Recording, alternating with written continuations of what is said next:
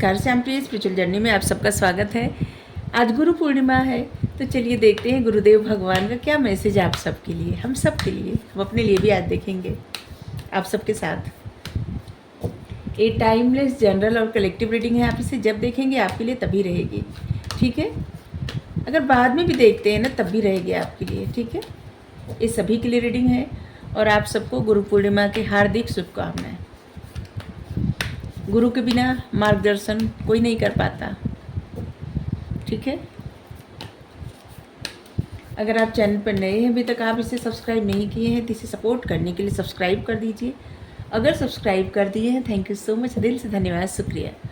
Bell जरूर press करिएगा, जिससे हम जो भी रीडिंग ले आए आप तक सबसे पहले पहुंचती रहे, ठीक है।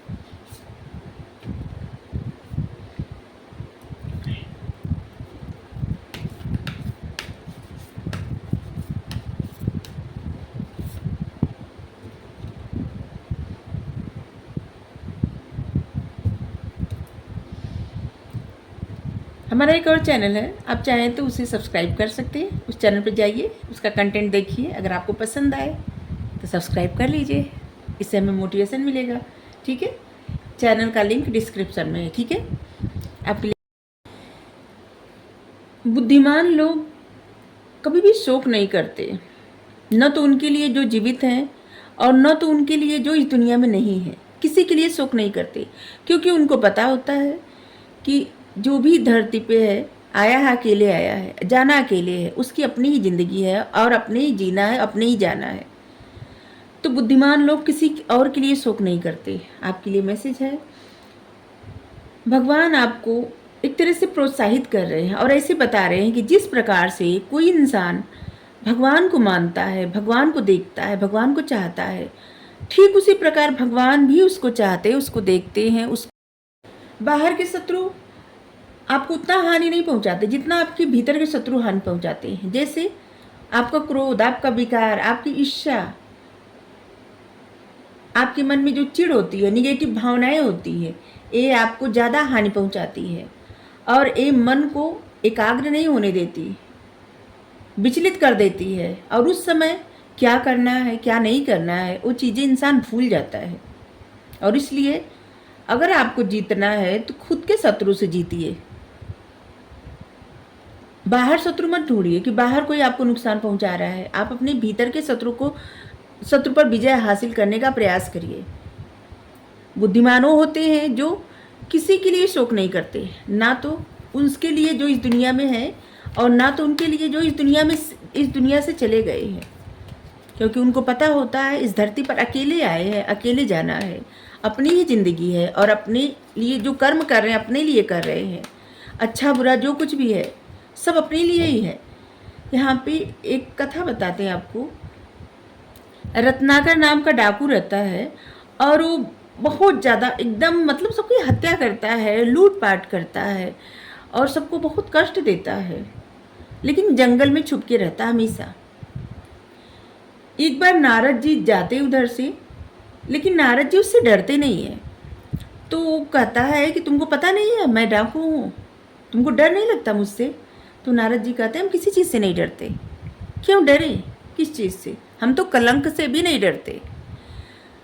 तो नारद जी से कहते हैं कि हम डाकू हैं और तुमको डर नहीं लग रहा है? तो नारद जी कहते हैं बिल्कुल नहीं लग रहा है, लेकिन हमको लगता है तुमको ज़रूर डर लग रहा है, अपने पापों से डर लग रहा है, क्योंकि तो तुम जो पाप कर रहे हो उससे तुमको डर लग रहा है और इसलिए तुम जंगल में छुप के रहते हो।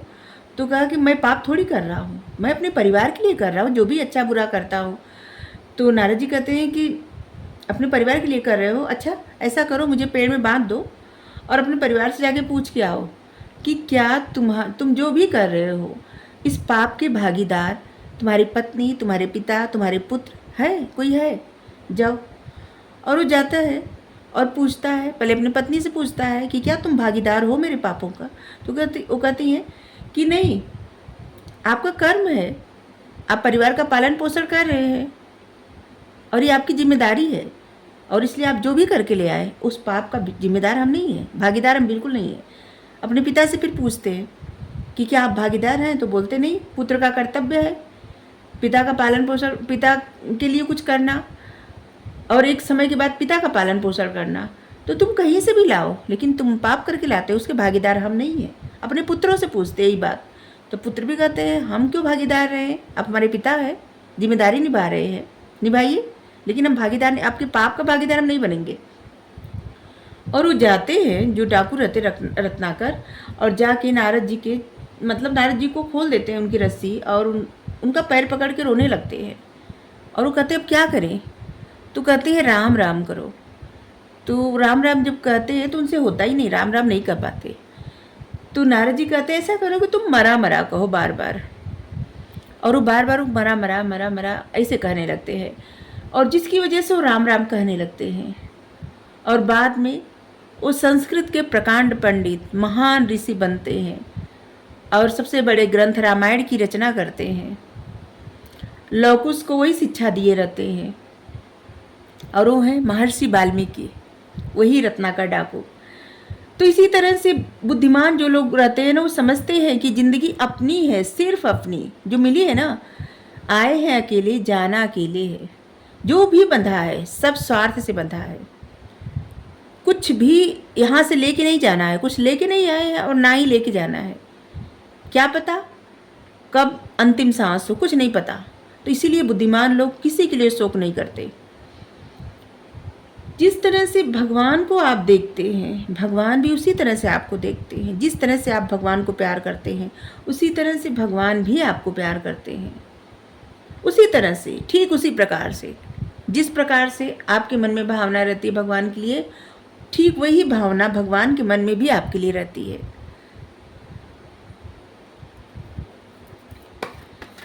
और बुद्धिमान मनुष्य वो भी होते हैं जो सभी में एक ही तत्व देखते हैं, ईश्वरीय तत्व। किसी को हानि पहुंचाना नहीं चाहते, हर किसी को ऐसे सोचते हैं सभी को सुख मिले, किसी का दर्द नहीं चाहते, किसी को दुखी नहीं करना चाहते। पॉसिबिलिटी, और बुद्धिमान मनुष्य हर जगह पॉसिबिलिटी भी देखते हैं। संभव, क्या संभव हो सकता है, उन चीज़ों पे ज़्यादा ध्यान देते हैं, क्या संभव नहीं है उन पर ध्यान नहीं देते।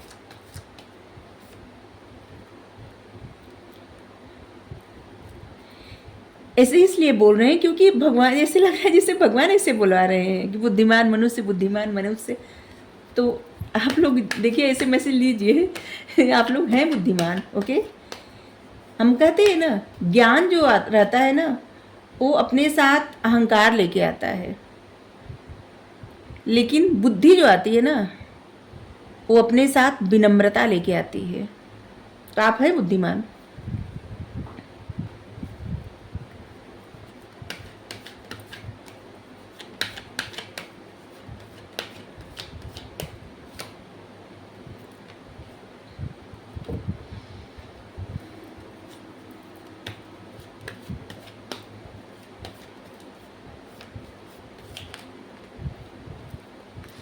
आप जो भी जीवन में अपने चाहते हैं, उन चीज़ों की तरफ कदम बढ़ाइए, ठीक है। वो चीज़ें मैनिफेस्ट करिए, और भगवान के लिए भी अगर आप कोशिश कर रहे हैं, उनके दर्शन के लिए या उनसे जुड़ने के लिए, तो उसके लिए भी कदम बढ़ाइए, क्योंकि सब कुछ आपके हाथ में है। द सोर्स, आपकी खुशियाँ आपके हाथ में है। आप जिस तरह की ज़िंदगी चाहते हैं उस तरह की ज़िंदगी बना सकते हैं। किसी चीज़ से डरिए मत। ये लाइफ क्या है, एडवेंचर है। अच्छा बुरा, खुशी गम, सुख दुख, परिस्थितियाँ आती हैं जाती हैं मौसम की तरह, घबराने की ज़रूरत नहीं है।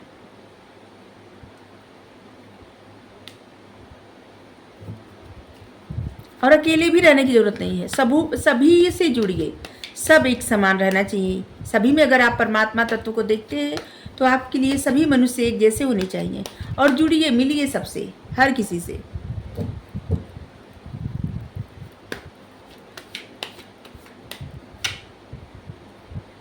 शेयर करिए अपनी अच्छी भावनाएं। आप खुशियों तक, अपने मन की अच्छी भावनाएं शेयर करिए, अपनी खुशियां शेयर करिए, और खुशियों को अपनी तरफ अट्रैक्ट करिए। आप वो चीज़ें करिए जिसमें आपको प्रसन्नता मिलती हो, जिससे आपको खुशी मिलती हो। ऐसा कुछ मत करिए जहाँ पे आपको दर्द होता हो, दुख होता हो, परेशानी होती हो। मतलब आपको अकेले रहने से मना किया जा रहा है। आप लोगों से जुड़िए, मिलिए। क्या आपको भगवान पे भरोसा नहीं है? वो आपके साथ है ना? तो किसी बात का डर नहीं, डरिए मत किसी चीज़ से।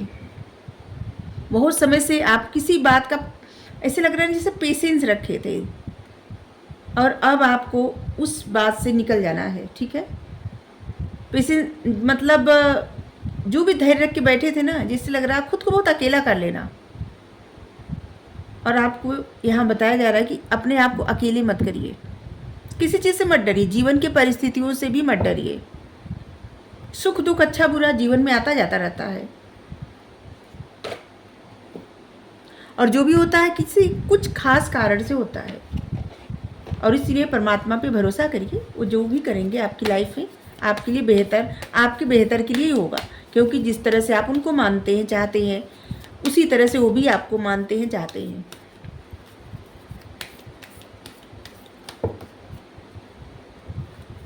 वो किसी में भेदभाव नहीं करते। लेकिन यहाँ पे एक कथा है जहाँ पे कुंती कहती हैं भगवान से, महाभारत की युद्ध जब स्टार्ट होने वाला होता है तो कुंती कहती है कि कौरव भी उनके पुत्र के समान है, वो नहीं चाहती किसी के साथ अन्याय हो। लेकिन पूछती भगवान से कि आपने पांडव को क्यों चुना? तो भगवान कहते हैं कि ये कुंती बुआ से अपने, कि हम पांडव को इसलिए नहीं चुने कि वो मेरे बुआ के पुत्र हैं, नहीं, हम इसलिए चुने क्योंकि धर्म उनके साथ है।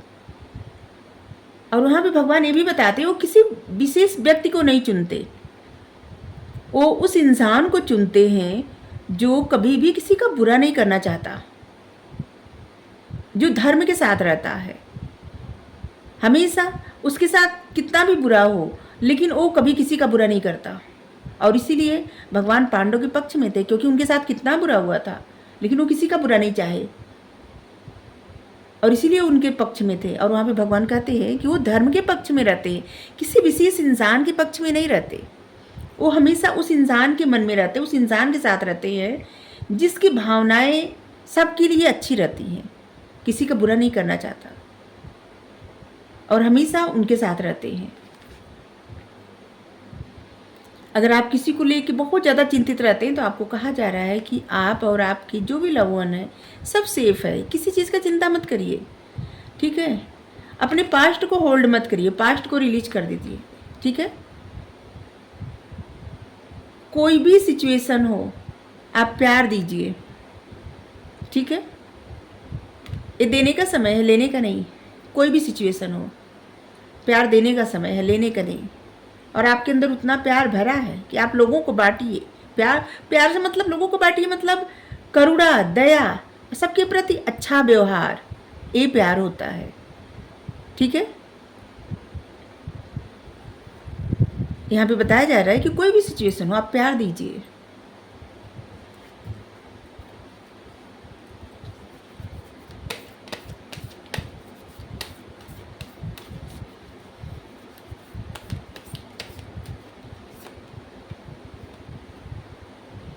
इस समय है खुद को हील करिए। भगवान का संदेश के साथ साथ कुछ स्पिरिचुअल मैसेज भी ले रहे थे।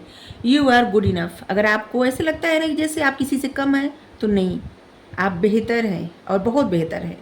दिखा दीजिए दुनिया को कि आप क्या हैं, आपके काबिल, मतलब आप क्या कुछ नहीं कर सकते, कुछ इस तरह से, ठीक है? अगर आपको रीडिंग अच्छी लगी हो ज़रूर बताइए। Thank you so much. Radhe Radhe. Thank you.